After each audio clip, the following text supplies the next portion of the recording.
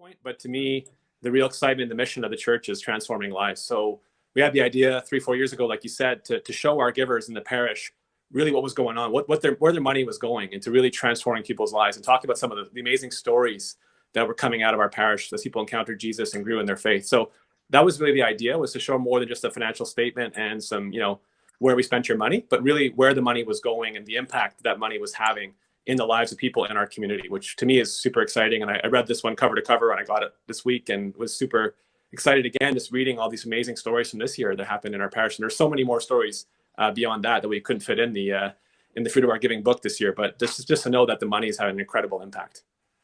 When you came back from Halifax, Father Mike, and you proposed your vision to the parish in a series of homilies, that got me really, really excited, because I'd had a transformational experience. I encountered Jesus in my mid-20s in a very powerful way, in the same way that we're proposing in our people in our parish to do the same, and it transformed my life.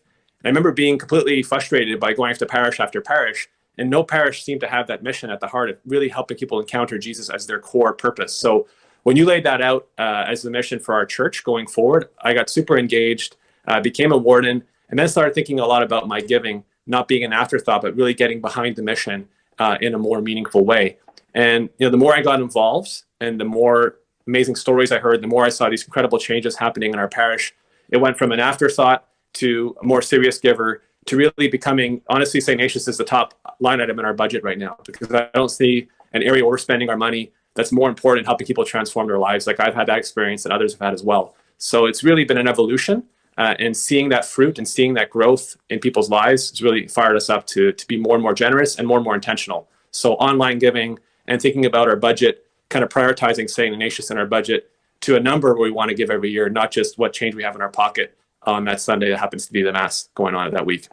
So for me, I just encourage everyone watching today just to kind of go back prayerfully and look at your giving to St. Ignatius and try to make it an investment. And when you make an investment in something, you think about, what do I want to invest in that company? What do I invest in for my retirement, or invest in this stock, let's say, right?